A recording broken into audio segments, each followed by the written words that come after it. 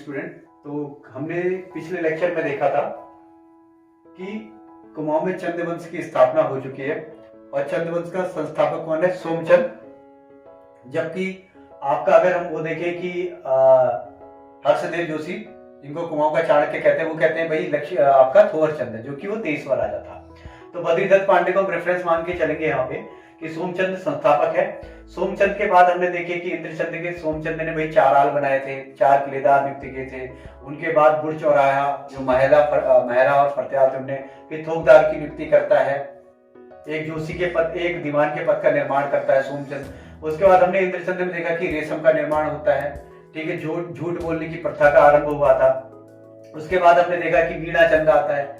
वीणा का चंद बड़ा ही भोग विलासी राजा होता है, तो उसके समय में खसों का आक्रमण होता है और 200 साल तक खसों का आधिपत्य रहता है। उसके बाद आपका देखा हमने नानकी चंद, और नानकी चंद के समय में अशोक चल कुमाऊं पर आक्रमण करेगा। 12 हाट 1191 और 1209 के 2 अभिलेख, गोपेश्वर अभिलेख से हमें अशोक चल के नानकी चंद के समय में आक्रमण का पता चलता है। उसके बाद बताया मैंने त्रिलोक चंद ने नैनीताल यानी कि पुराना छकाता तक राज्य का विस्तार किया।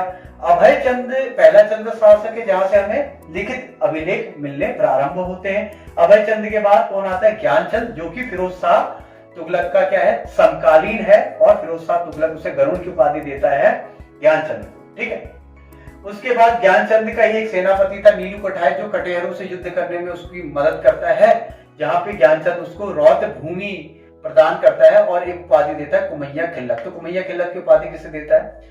नीलू कठाय को। बाद में उसके बेटों को उसके बेटों की आंखें फोड़वा देता है और नीलू कठाय को मरवा देता है। इसका पश्चाताप करता है कौन? उद्यानचंद, और बालेश्वर मंदिर का निर्माण करेगा। भाई देखो, उससे प्रायश्चित करने वाला राजा भी कहते हैं, तो इसी वजह से अच्छे अच्छे काम करेगा ध्यानचंद। उसके बाद फिर विक्रमचंद आता है, जो कि चंद वंश में अगला भोग विलासी राजा है। इसी का भतीजा होता है भारती चंद, जो कि अभी तक के पहले शासक थे मांडलिक राजा। पहला ऐसा चंद वंश में शासक जो स्वतंत्र शासक होगा, जो डोटी राज्य को कर नहीं देखेगा। वो डोटी को भी जीतेगा, सोर को जीतता है, सीरा को जीतता है। लगातार सबसे लंबे समय तक कोई अगर चंद शासक 12 वर्षों तक युद्ध में रहा तो भारती चंद रहता है। इसी वजह से वहां पे कट्टेकाली की प्रथा, अर्थात बिना शादी के महिलाओं को रखने की प्रथा प्रारंभ होता है, जिससे नायक जाति का निर्माण होता है। उसका श्रेय भी किसको जाता है? भारती चंद, क्योंकि रतन चंद ने भारती चंद के युद्ध में काफी मदद करी थी, इसलिए जीते जी भारती चंद रतन चंद, जो कि उसका पुत्र था, इसको शासन सत्ता पे बैठा जाता है। कौन? भारती चंद। रतन चंद पहला चंद शासक। देखिए अब हम रतन चंद में पहुंच गए जहां पिछला वीडियो था। रतन चंद पहला ऐसा शासक होगा चंद में जो भूमि बंदोबस्त, जो कि 1 नाली 2 नाली जो आप कहते हैं, उसकी नपाई का काम कहां से प्रारंभ होगा? रतन चंद। अगला शासक है आपका कीर्ति चंद। अब कीर्ति चंद के बारे में थोड़ा सा जान लेते हैं। कुमाऊं का पहला शासक जो गढ़वाल में आक्रमण करेगा, उसका नाम था कीर्ति चंद। और वो किस पे आक्रमण करेगा? अजय पाल पे आक्रमण करेगा, और अजय पाल इस युद्ध में कीर्ति चंद से हार जाता है। और अजय पाल कौन है भैया? अजय पाल परमार वंश में कौन से नंबर का राजा? देखो 37वें नंबर का राजा है। मैंने बोला कुमाऊं में क्या चल रहा है? चंद वंश चल रहा है। और गढ़वाल में क्या चल रहा है? परमार। तो गढ़वाल में जो गढ़वाल का जो नाम है, 52 गढ़ों को जीतने के कारण ही उसको गढ़वाल कहा गया। इस गढ़वाल जो नाम को पहली बार रखा है, प्रारंभ किया है, वो अजय पाल के समय से प्रारंभ। 52 गढ़ों को जीता था, इसलिए उसका नाम गढ़वाल पड़ा। 37वें नंबर का परमार शासक था, कीर्ति चंद के समकालीन था। कीर्ति चंद ने अजय पाल पे क्या किया? आक्रमण किया, जिसमें अजय पाल हार जाता है। दूसरी बार में अजय पाल कीर्ति चंद को हरा देता है। बात आई समझे? अजय पाल को गढ़वाल का अशोक कहते हैं। क्या कहते हैं? क्योंकि बाद में इसने क्या ले लिया था? युद्धों से संन्यास ले लिया था, इसलिए ही अजय पाल को गढ़वाल का अशोक भी कहते हैं, युधिष्ठिर भी कहते हैं, और भी बहुत सारे अजय पाल के क्या है नाम है। ये हम गढ़वाल का जब इतिहास पढ़ेंगे परमार शासकों का, तो उसमें इसकी बात करेंगे। कीर्ति चंद बड़ा प्रतापी शासक हुआ। कीर्ति चंद के लिए इंपोर्टेंट इतना परीक्षा की दृष्टि से कि कीर्ति चंद का युद्ध किस गढ़वाली, पहली बार गढ़वाल आक्रमण कर रहा है कोई कुमाऊं शासक, उसका नाम क्या है? कीर्ति चंद है। और किस पर आक्रमण किया? अजय पाल। अभी कीर्ति चंद के बाद जो अगला शासक बनता हुआ बनता भीष्मचंद। भीष्मचंद में हम देखते हैं उत्तराखंड की तात्कालिक स्थिति क्या है कि भीष्मचंद जब राजा बनता है काफी बूढ़ा होता है, काफी बूढ़ा है। तो उस वक्त मणकोटी का राजा विद्रोह करेगा, मणकोटी का राजा इधर से विद्रोह कर रहा है भाई देखो, सोर, सीरा, यहां पे भी विद्रोह हो रहे। नीचे से कटेहर राजा, मतलब कटेहर डाकू, जो कि मुगलों के समय मुगल थे, वो नीचे से क्या कर रहे हैं, अटैक कर रहे हैं। इधर से मणकोटी, सोर और सीरा अटैक कर रहे हैं। राजधानी किधर है भाई देखो, चंपावत है। यहाँ पे सबसे ज्यादा उम्र का राजा बैठा है, उसका नाम क्या है, उसका नाम है भीष्मजन, जो बहुत ही इंपोर्टेंट टॉपिक है। 1555 से 1560, 1555 से 1560 में चंपावत में बैठा हुआ है। अभी ये इतना बूढ़ा है, इसका कोई बच्चा भी नहीं है। मेरी बात समझ लो, इसका कोई बालक नहीं। कहते हैं कि दुलाराम था पर वो बचपन में मर गया था, पर मान के चलते कि चलो इसका बच्चा नहीं था, ये इसका बच्चा कोई नहीं था। किसका, भीष्मचंद का। तो अभी क्या करेगा, भीष्मचंद का ये चाचा है या भाई है, ताराचंद नाम है उसका। क्या नाम है, क्या नाम है, ताराचंद है।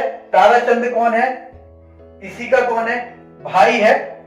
किसका, भीष्मचंद का भाई। और इसी के पुत्र का नाम है आपका कल्याणचंद। इसके पुत्र को गोद लेगा कौन, लेगा, भीष्मचंद। अभी राजा बहुत ज्यादा कमजोर है, देखो युद्ध में तो जा नहीं सकता भाई, जाएगा तो मर जाएगा, राजा होना जरूरी है। तो अब क्या करेगा, अब बताओ, चंपावत में इतने सारा अराजकता की स्थिति, अटैक हो रहे, तो वही वहां की प्रजा बोलती है यहाँ से अभी राजधानी क्या कर लो, ट्रांसफर कर लो, नहीं तो राजा की क्या हो जाएगी, मृत्यु हो सकती। तो यहां से जो आपका भीष्मचंद है, एक तो ये जाएगा भाई, कहां पे जाएगा, भी इधर चंपावत में, अल्मोड़ा में। कहां, अल्मोड़ा। ये सोचेगा कि यहाँ पे इतने सारे आक्रमण हो रहे, तो मैं क्या करूं, अपनी राजधानी सुरक्षा की दृष्टि से परिवर्तित करूंगा, अल्मोड़ा। और यहाँ पे एक महल का निर्माण करेगा, खगमरा के महल का निर्माण।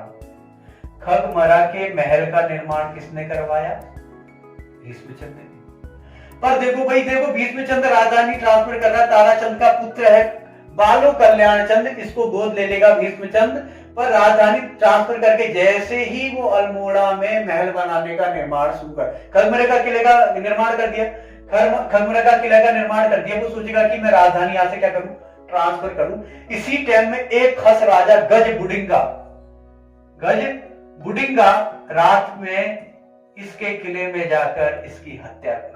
तो भीष्मचंद की देखो भाई मृत्यु हो गई है, अभी राजधानी का परिवर्तन नहीं हुआ, किसका निर्माण हुआ, खगमरा। तो अगर खगमरा के, अब देखो भाई, तो जो राजधानी परिवर्तित होगी वो किसके समय में होगी, बालो कल्याणचंद। तो प्रश्न पूछे कि खगमरा के किले का निर्माण किसने कराया, तो भीष्मचंद ने। राजधानी परिवर्तित किसके समय, इसके पुत्र के समय में, जिसका नाम क्या है, बालो कल्याणचंद, जिसको गोद लिया था किसने, भीष्मचंद ने। कब, 1563 में। अब बालो कल्याणचंद राजधानी ट्रांसफर हो गई, कहां, अल्मोड़ा में शिफ्ट हो गए हैं। कहां पे, बालो कल्याणचंद। अभी बालो कल्याणचंद के लिए इंपोर्टेंट परीक्षा की दृष्टि से राजधानी परिवर्तन, ठीक है, गजबुडिंगा मार देगा, राजधानी परिवर्तन होगी। अब इसके बाद जो अगला शासक है आपका, उसका नाम क्या है, उसका नाम है रुद्रचंद। क्या नाम है, रुद्रचंद। बड़ा ही प्रतापी शासक है, 1568 से 1597, ठीक है। इसलिए आपको इतिहास का ज्ञान होना बड़ा आवश्यक है, भारत का इतिहास, ठीक है। देख के चलते हैं जरा सा। देखिए भारत में अगर हम देखें, भारत में हम देखें तो सबसे पहले यहां पर दिल्ली में किसका आधिपत्य चल रहा था, लोदियों का। किसका, लोदियों का चल रहा था। किसका चल रहा था, लोदियों का चल रहा था। और पानीपत के प्रथम युद्ध में बाबर का इब्राहिम लोदी से 1526 ईस्वी में युद्ध होता है, और बाबर दिल्ली सल्तनत का क्या बन जाता है, क्या बन जाता है, राजा बन जाता है, ठीक है। अभी बाबर राजा बन के बैठेगा, पानीपत का प्रथम युद्ध 1526 ईस्वी में, अभी राजा बन गया वो, ठीक है। अभी क्या बन गया, राजा बन गया। अब राजा जब बन गया, कौन बन गया राजा, क्या नाम है उसका, कौन है राजा, बाबर बैठ गया दिल्ली में भाई देखो 1526 ईस्वी में पानीपत का युद्ध। कब तक रहता, 1530 ईस्वी तक। किसका शासन रहेगा, बाबर। बाबर के बाद भाई कौन आता है, इसका बेटा हुमायूं। हुमायूं बैठेगा 1530 से गद्दी में। अभी ये 15 साल भाग के चलता है, 15 साल भाग के जाता है। उस 15 साल तक शासन किसका रहता है, यहाँ पे शेरशाह सूरी का। किसका रहता है, शेरशाह सूरी। ये 1555 अब देखिए 1556 में हुमायूं का बेटा बैठता है अकबर। पानीपत का द्वितीय युद्ध याद होगा आपको, पानीपत का द्वितीय युद्ध, और 1605 ईस्वी तक रहेगा अकबर का शासन, जिसमें हेमू हार जाता है। ठीक है, 16 अकबर के बाद इसका बेटा कौन आएगा बताओ भाई? अकबर के बाद इसका बेटा आता है जहांगीर, और जहांगीर बैठता है 1605 से 1627 ईस्वी। जहांगीर का बेटा आता है शाहजहां, और शाहजहां बैठता है 1627 से आपका, बताइए 1627 से 1658, और शाहजहां का बेटा आता है फिर औरंगजेब, और औरंगजेब बैठेगा आपका 1658 से 1707 ईस्वी तक। मुगल शासन की टाइमलाइन बहुत जरूरी है चंद शासकों की टाइमलाइन मिलाने के लिए और परमार शासकों की। क्यों, मैं ऐसा क्यों कह रहा हूं, अभी आपको समझ में आ जाएगा। देखिए हुमायूं के बाद कौन आ गया? अकबर का शासन रहेगा, उसके बाद जहांगीरनामा, अकबरनामा और शाहनामा में चंदों के बारे में जानकारी मिलती है कि चंदों के मुगलों के साथ बहुत ही अच्छे संबंध रहे होंगे। शाहजहां क्यों इंपोर्टेंट है? क्योंकि शाहजहां का ही बेटा कौन होगा? दारा शिकोह होगा, और दारा शिकोह का बेटा कौन होगा? सुलेमान शिकोह होगा। और सुलेमान शिकोह क्या होगा कि यहाँ औरंगजेब उसके पीछे अपने सैनिक भेजेगा, सुलेमान शिकोह भागकर आएगा कहां पर? परमार शासक, किसके पास? कौन सा परमार शासक? आपका पृथ्वीपति शाह। ठीक है, पृथ्वीपति शाह का बेटा होगा वो परमार शासन में मेदिनी शाह।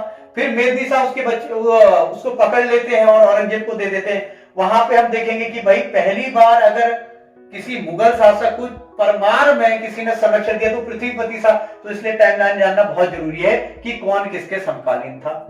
तो हम बात आ रहे हैं रुद्रचंद। अब भाई देखो रुद्रचंद, मैंने कल्याण चंद की कहानी में, अबे रुद्रचंद का टाइम कितना? 1568 से 1597, 68 से 97। देखो भाई इस वक्त दिल्ली में कौन बैठा है? इस वक्त दिल्ली में कौन बैठा है? अकबर बैठा है। तो प्रश्न पूछेगा कि रुद्रचंद के समकालीन कौन शासक था? तो कौन है भाई? देखो अकबर। कौन है? अकबर। अकबर के समकालीन कौन है? रुद्रचंद भी है, भीष्मचंद भी है। देखिए पर भीष्मचंद अकबर से तो कभी नहीं मिला, पर रुद्रचंद मिलने जाएगा अकबर से, इसलिए रुद्रचंद के बारे में पूछेंगे कि रुद्रचंद किसके समकालीन है? अकबर के। लक्ष्मीचंद भी अकबर के समकालीन रहेगा। मेरी बात आ इसमें, लक्ष्मीचंद भी। तो 3 चंद शासक है। बालो कल्याण चंद भी रहेगा। देखिए 1563 ईस्वी, 1563 ईस्वी इसी के बीच। तो अकबर देखिए भीष्मचंद के समकालीन भी है, बालो कल्याण चंद के समकालीन भी है, रुद्रचंद के समकालीन भी है, ठीक है, और लक्ष्मीचंद के समकालीन भी है। पर इंपोर्टेंट क्या? इंपोर्टेंट ये कि भीष्मचंद तो मिलने नहीं गया ना, भीष्मचंद मिलने तो नहीं गया अकबर से, नहीं बालो कल्याण। कौन गया भाई? रुद्रचंद गया। कौन गया? रुद्रचंद। किसके समकालीन? अकबर के। ठीक है, तो यहाँ पे 1556, 1605, 1568 से 1597, इसलिए डेट इंपोर्टेंट है। तो परीक्षा की दृष्टि से आपसे पूछ सकते हैं कि रुद्रचंद किस शासक के समकालीन रहा है। ठीक है, अब देखो हुआ कैसे, मुलाकात कैसे होती रुद्रचंद की अकबर से। हो क्या रहा है कि एक सैनिक है टुकड़िया, हुसैन खान टुकड़िया। हुसैन खान टुकड़िया क्या करेगा? पहले अकबर अपने सैनिक भेजेगा तराई भाबर में अटैक करने के लिए। रुद्रचंद क्या? तराई भाबर वाले एरिया में। तो यहाँ पे रुद्रचंद जब भेजेगा यहाँ पे, तो यहाँ पे आएगा हुसैन खान टुकड़िया। क्या? हुसैन खान टुकड़िया को भेजेगा अकबर, भाई जाओ तराई भाबर को जीत लो। अब हुसैन खान टुकड़िया और रुद्रचंद के बीच में होगा युद्ध। मेरी बात आ रही समझ? हुसैन खान टुकड़िया और रुद्रचंद के बीच में होता है युद्ध। इसका नाम टुकड़िया इसलिए बोलते हैं क्योंकि एक टुकड़ा कागज का यहाँ पे अपने पास बांध के रखता था, इसलिए इसको टुकड़िया कहते हैं। पर टुकड़िया से युद्ध होता है रुद्रचंद का 2 बार, और रुद्रचंद 2 बार हार जाता है। 2 बार हारने के बाद ये इसको चोट लग जाती है, जाते जाते आगरा जाते जाते इसकी क्या हो जाती है? मृत्यु। अब जो तराई का रीजन है, जो उत्तराखंड में ये तराई वाला रीजन है, इस पे तराई पर ये सोचता भाई अब तो कोई है नहीं, अकबर ने दिल्ली वापस बुला लिया, तो ये तराई पे अटैक कर लेगा। कौन? रुद्रचंद तराई पे काबू कर लेगा। किसको पता चलेगा? अकबर को। अकबर फिर सैनिक भेजेगा, भाई जाओ कि रुद्रचंद ने कैसे यहाँ पे तराई पे अपना आधिपत्य कर लिया। तो रुद्रचंद के पास अब देखो एक भाई अकबर है, अकबर के पास बहुत बड़ी सेना है, लगभग 20,000 50,000 की सेना रही होगी, 20,000 की, इसके पास ज्यादा सैनिक नहीं रहे होंगे। तो रुद्रचंद ने कहा कि भैया लड़ना है तो हम एक फा युद्ध लड़ेंगे। एक फा युद्ध क्या होता है, जैसे अभी अपन लोग लड़ाई कर रहे हैं साथ साथ में, तो मैंने बोला भाई हिम्मत है तो अकेले आ, एक तरफा साथ, अगर तू असली मर्दे का बच्चा है। तो इसने ऐसे रुद्रचंद ने कहा कि हिम्मत है तो एक तो इक्फा युद्ध मतलब ऐसा युद्ध जिसमें शासक शासक आपस में लड़ेगा, और इसमें रुद्रचंद हो जाता है विजयी। अकबर बड़ा प्रसन्न होता है, रुद्रचंद जाता है अकबर के पास, तो भाई बड़ी तारीफ करता है भाई कि तू तो बड़ा वीर है भाई, हरा दिया है ना, काफी तारीफ करता है। उस वक्त रुद्रचंद जब मिलने जाता है, टी चाय पे मिलने जाता है, किससे, अकबर से। अभी चाय तो पीनी होगी, मतलब मिलने तो जाता है। तो अकबर उस वक्त नागौर युद्ध में विजय होता है, तो रुद्रचंद को भेजेगा। भाई तू रुद्रचंद को कहां भेजेगा, तो अकबर की मुगलों की युद्ध में सहायता करने वाला पहला शासक कौन हो गया भाई, देखो रुद्रचंद। बड़ा ही वीर, बड़ा ही प्रतापी रहता है। ये बड़ी तारीफ करता है कि भाई तू तो बहुत ही ताकतवर है, और इसको कहां युद्ध में भेज देता है, नागौर युद्ध में। तो यहाँ पे चंद और मुगलों के बीच में कैसा हो गया, एक बहुत बढ़िया तरीके से संबंध बन चुके हैं। और रुद्रचंद भाई नागौर युद्ध में गया, किसकी सहायता से, मुगलों की इसने मदद करी रुद्रचंद ने।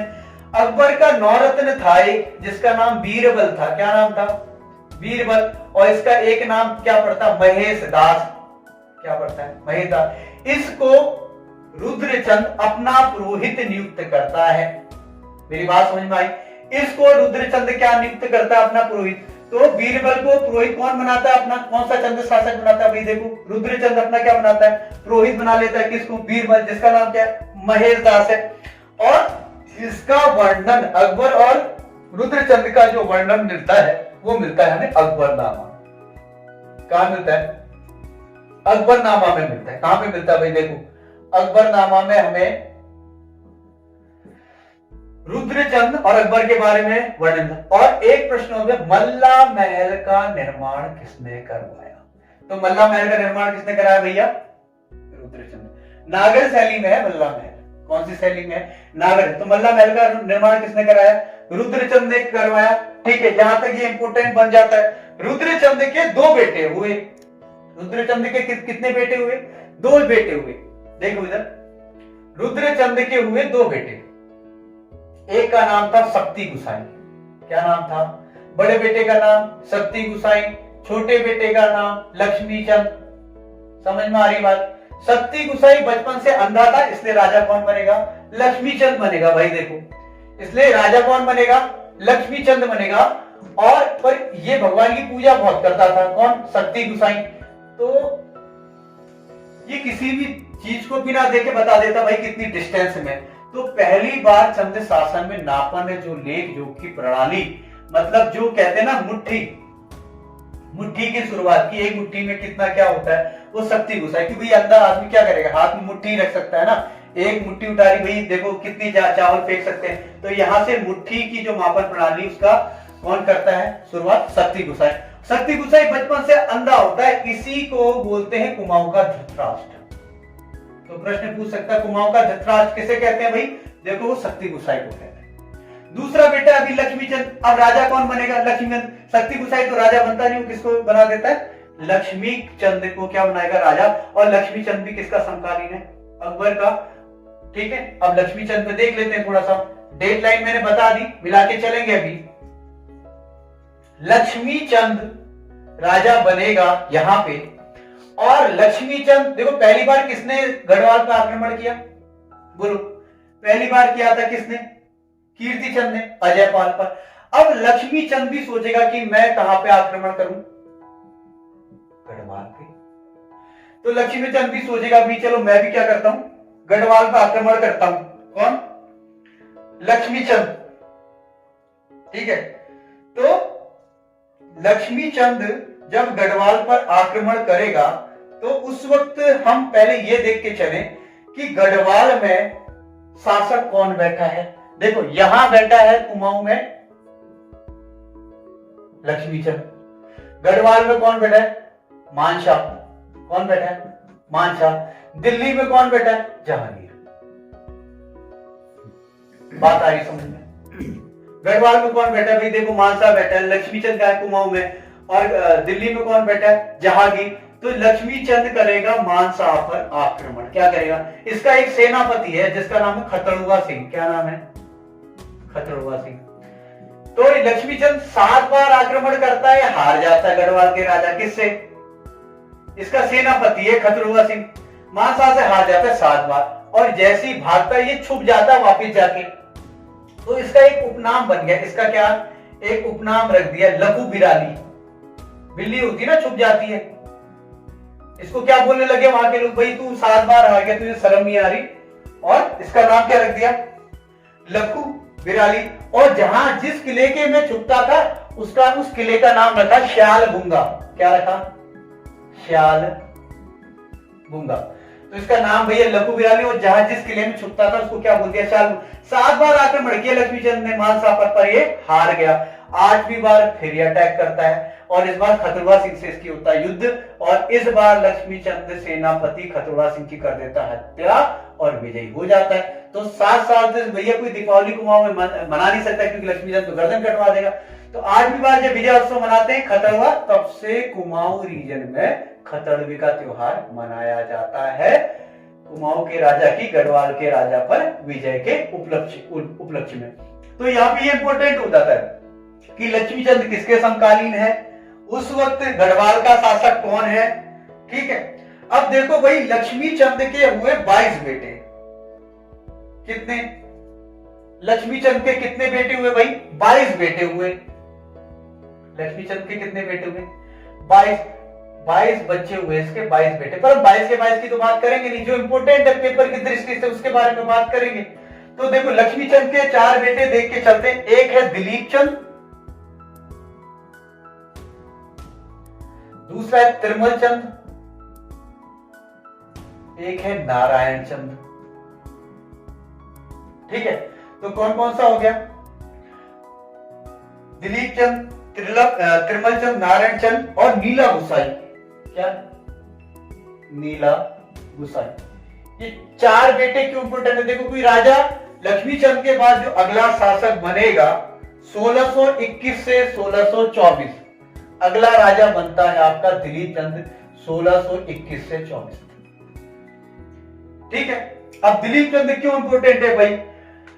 ऐसा कौन सा चंद शासक जिसकी टीबी से मृत्यु हो गई थी? किससे मृत्यु हो गई? टीबी। ये भी बड़ा भोगविलासी रहा होगा, है ना? तो इसकी मृत्यु किससे हो गई? टीबी से। किसकी? दिलीप चंद। तो टीबी से किसकी मृत्यु हुई थी? कौन सा चंद शासक था आपका? दिलीप चंद। तो 1621 से 1624 से रहता है।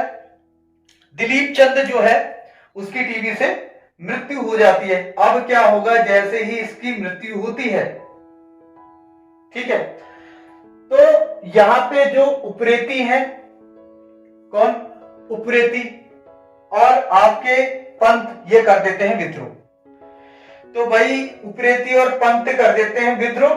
तो त्रिमल चंद, अभी अराजकता की स्थिति हो गई है, दिलीप चंद की हो गई मृत्यु। तो त्रिमल चंद भाग कर जाता है अपनी रक्षा के लिए, भागकर जाता है। कहां जाएगा? किसके पास जाएगा? परमार शासक। तो किस परमार शासक के पास जाकर कुमाऊं का कौन सा राजा किस परमार शासक के पास जाकर संरक्षण लिया? क्वेश्चन की दृष्टि से बहुत ज्यादा इंपोर्टेंट है। तो उसका नाम है श्यामसा। क्या? तो त्रिमल चंद भाग कर गया ये जान बचाने के लिए। तो कौन आ गया? किसके पास गया? श्यामसा। तो यहाँ पे परमार शासक श्यामसा किसको संरक्षण दे रहे हैं? त्रिमल चंद को। देखो भाई दिलीप चंद की मृत्यु होगी, अराजकता का काल आ गया, उपरेती और पंतों ने विद्रोह कर दिया, त्रिमल चंद अपनी जान बचा के भागता परमार शासक से। तो श्यामसा ऐसा परमार शासक है जो कि चंद शासक को क्या देता है? अपने आप संरक्षण देता है। ठीक है, श्यामसा के बाद उसका बेटा हम देखेंगे उसका चाचा महीपति शाह, उसका बेटा पृथ्वीपति शाह, मेदिनी शाह, और मेदिनी शाह के बाद कौन आपका होगा अगला? महीपति शाह, पृथ्वी शाह, मेदिनी शाह और फतेह शाह। ठीक है, तो यहाँ पे परमार शासक श्याम शाह त्रिमल चंद को क्या देता है? अपना संरक्षण देता है। नारायण चंद क्या करता है? नेपाल भाग जाता है। नारायण चंद किधर चला गया भैया? नेपाल चला गया। और ये जो नीला गुसाई है इसी के बेटे का नाम है बाज बहादुर चंद। क्या नाम है? बाज बहादुर। इसका नाम बाजू था। क्या नाम था? बाजू था। इसको बहादुर या जमींदार या की उपाधि दी गई थी। बात ध्यान से समझना। दिलीप चंद टीबी से मर गया। तिरमल चंद परमार शासक श्याम सार के पास चला गया। नारायण चंद नेपाल भाग गया। और जो नीला गुसाई है, इसी के बेटे का नाम है बाज बहादुर चंद। इसको प्यार से बाजू कहा जाता था। ठीक है। अब हुआ क्या?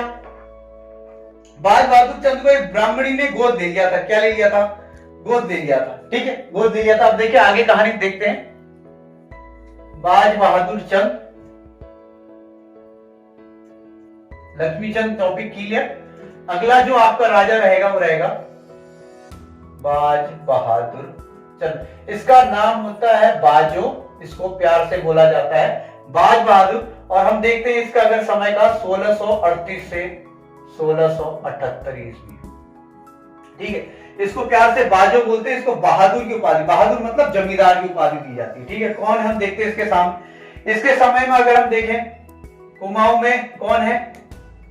बाज बहादुर चंद। गढ़वाल में कौन होगा? और दिल्ली में कौन होगा? तो समय काल देखिए कितना है, 1638 से 1678। 1605 में कौन गया?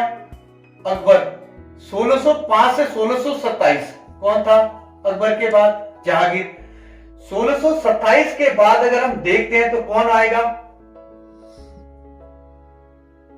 शाहजहां। कौन आएगा? शाहजहां। समझ के चलना मेरी में। तो बाज बहादुर चंद किसके समकालीन है?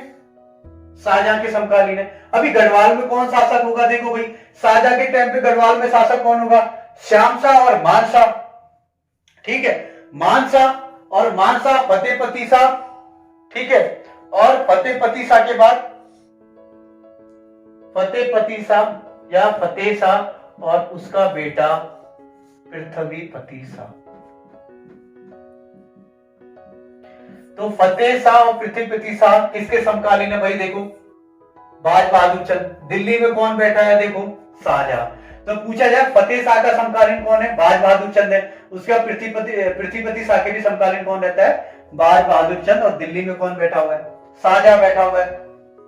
ठीक है, और शाहजहां ही इसको बहादुर की उपाधि देता है। शाहजहां इसको किसको?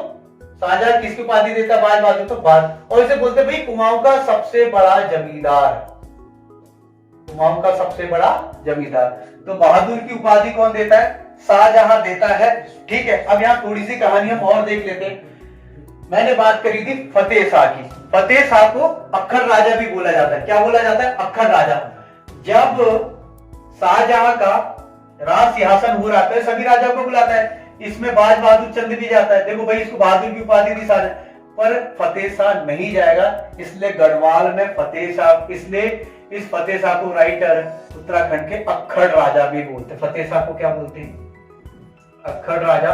और इसी का बेटा होगा पृथ्वीपति शाह। इसी की वाइफ का नाम है क्या? तो हमने देखा क्या? बाज बहादुर चंद। ठीक है, बाज बहादुर चंद को शाहजहां बहादुर की उपाधि देगा। तो जो मैंने बोला अक्खड़ राजा। अक्खड़ राजा कौन होगा? जो आपका महीपति शाह होगा। कौन होगा? महीपति शाह।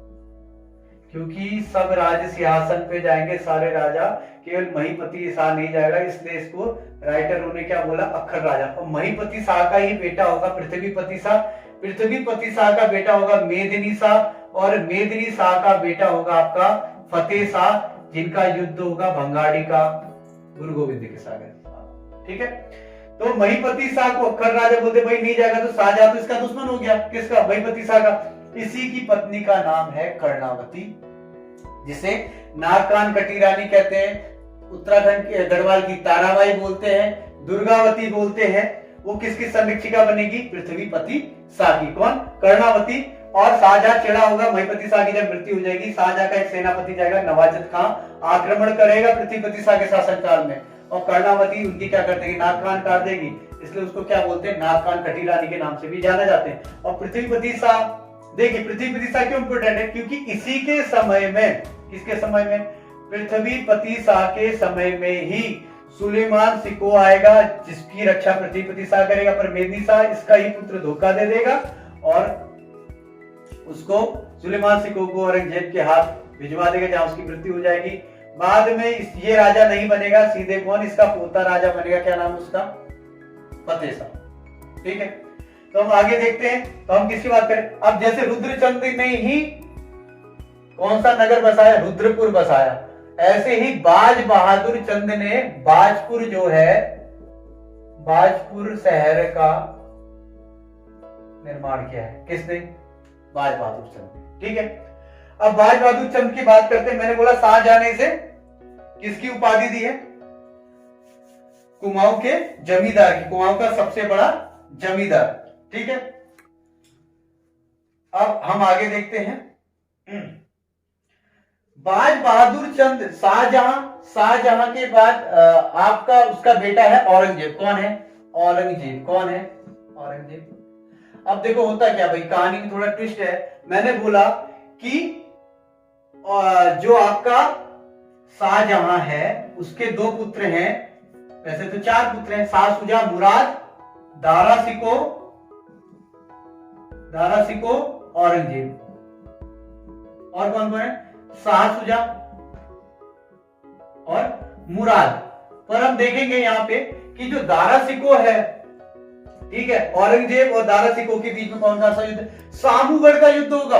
सामूगढ़ का युद्ध होगा 1657 में, और देवराई का युद्ध होगा जिसमें औरंगजेब दारा सिको को मार देगा। अब दारा सिको का जो पुत्र होगा उसका नाम होगा सुलेमान सिको। क्या नाम होगा, सुलेमान सिको। और यही सुलेमान सिको भाग कर पृथ्वीपति शाह के पास संरक्षण लेगा। तो यहाँ पे आप देखोगे कि पहले जो महिपति शाह है आपका, उसके समय में मुगलों से संबंध अच्छे नहीं है, पर यहाँ पे पृथ्वीपति शाह के समय में मुगलों के साथ संबंध अच्छे हम देखने को मिलते हैं। सुलेमान सिको को कौन संरक्षण देगा, वही पृथ्वीपति शाह दे रहा है। ठीक है, पर कुमाऊं का राजा भी कौन है, बाज बहादुर चंद, और ये शाहजहां के भी समकालीन है और औरंगजेब के भी। किसके, औरंगजेब। और पहला ऐसा चंद शासक जो औरंगजेब से प्रभावित होके, कुमाऊं का पहला चंद शासक जो कुमाऊं में जजिया कर लगाएगा, उसका नाम है बाज बहादुर। पहली बार जजिया कर लगाएगा। और एक कर और लगाता है, सिरती कर। जो तिब्बत में जो हिंदुओं के धर्म स्थल जब वहां पे जाते थे, तिब्बतियों से बड़े परेशान रहते थे, तो उन तिब्बतियों पे कौन लगाएगा, बाज बहादुर, सिरती कर लगाएगा। ऐसे कई सारे कर लगाएगा। तो औरंगजेब से काफी प्रभावित रहता है। ठीक है, कौन, बाज बहादुर चंद। इसलिए ये यहाँ पे जजिया कर लगाएगा, पहला चंद शासक जो कुमाऊं में जजिया कर लगाएगा। दूसरा ये सिरती कर लगाएगा, किस पर, तिब्बत के व्यापारियों पर। किस पे, तिब्बत के व्यापारियों पर क्या लगाएगा, ये सिरती कर लगाएगा। ठीक है, बाज बहादुर चंद 50वां राजा था चंद शासन में। कौन सा, 50वां शासक है चंद वंश में। और इसको बोला जाता है उत्तराखंड, कुमाऊं का बलबन। तो भाई प्रश्न पूछ लेगा, कुमाऊं का बलबन किसे कहते हैं, तो किसको कहते हैं, बाज बहादुर को। क्यों, बलबन की भी आपने देखा होगा, लौह रक्त की नीति, निरंकुश राजा था। ऐसे बाज बहादुर चंद भी क्या, निरंकुश, इसकी जैसे मर्जी आ रही वैसे। इसलिए ही इतिहासकारों ने कुमाऊं के इसको क्या कहा है, कुमाऊं का बलबन कहा है। और इसने क्या किया, बाजपुर नाम का शहर बसाया। कौन सा शहर बसाया, बाजपुर। इसी शासक को बूढ़ा अत्याचारी शासक कहते हैं। किसको, बाज बहादुर। अगर प्रश्न पूछ ले बूढ़ा अत्याचारी शासक किसे कहते हैं, तो किसको कहते हैं, बाज बहादुर चंद को कहते हैं। कहते हैं उम्र 80 बुद्धि नसी। इसके बारे में, किसके बारे में, बाज बहादुर की। जितनी उम्र इसकी बढ़ रही, इसकी बुद्धि क्या हो रही, नष्ट होती जा रही। बूढ़ा अत्याचारी शासक है, भयंकर भयंकर कर लगा रहा है, औरंगजेब से काफी प्रभावित। औरंगजेब अपना एक एम्बेसडर, राजदूत कहां नियुक्त करेगा, बाज बहादुर, देखने के लिए कहीं बाज बहादुर किसको संरक्षण नहीं दे रहा है, सुलेमान सिको को। पर सुलेमान सिको को संरक्षण कौन देगा, पृथ्वीपति शाह। बात आगे समझ में। तो यहाँ पे हमने, और सबसे खास बात, इन्होंने, बाज बहादुर ने कई सारे पदों का भी क्या किया, निर्माण किया। जैसे फुलेरिया, जो फूल लाने का काम करते थे। हरबोला, जो राजा को ओलावृष्टि की सूचना देते थे। पनेरू, जो पानी लेने का काम करते थे। ठीक है, इसी वजह से कई सारे इसने और भी पदों का क्या किया, सृजन किया। इसके बाद हम बात करेंगे उद्योग चंद की। ठीक है, इसके बाद हम कौन सा शासक की बात करेंगे, उद्योग चंद करेंगे। आज का लेक्चर यही कंप्लीट करते हैं। Thank you.